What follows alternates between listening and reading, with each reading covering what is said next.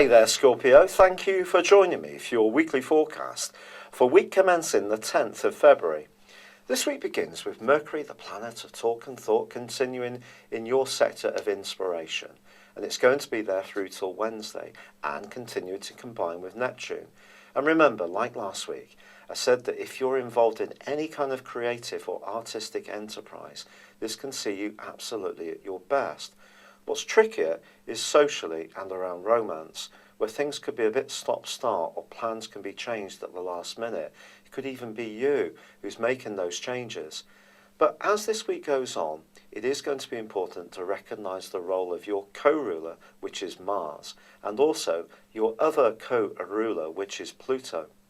But let's start at the very start of this week, because Venus, the planet of love and affection, continues in its very persuasive part of your situation and is alongside Pluto.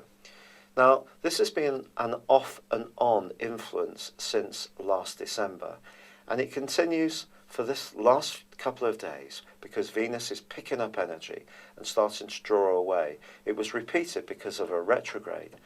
Now, if there is something, words, some kind of document, email, letter that's been particularly significant to you over the last few weeks, this could be the time that you make some final binding judgments on what this means.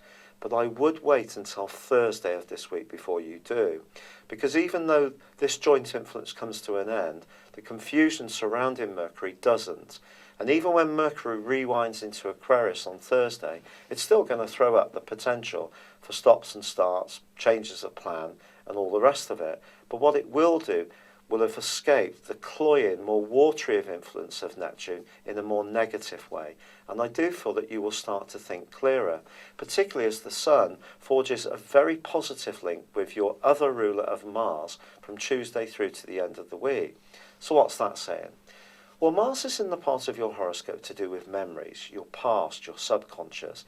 It's not an easy transit, and it is going to be going on through to July, so that it's not going to be one that you can just suffer for a few weeks. You really need to engage with the principle. And the principle is that Mars can bring to the surface issues that perhaps we'd rather not look at, certainly in this location. And with the Sun being in the part of your scope to do with your financial, emotional and family foundations, then think in terms of what the past means in terms of the present.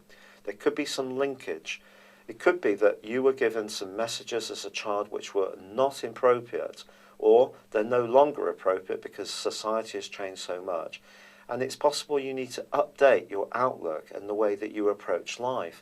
Now, once Mercury moves into Aquarius on Thursday, this will help you to do this even more, as will the full moon of Friday. Something is evolving, but it requires you to embrace the process. And because Jupiter is also in opposition with Pluto throughout this week, it is a time when you could quite easily just be very resistant to other ideas and other stimuli and other information, and keep being very clear that you will be the one who sets the tone, you will be the one who sets the rules, and it's your word that will always count more than anyone else's.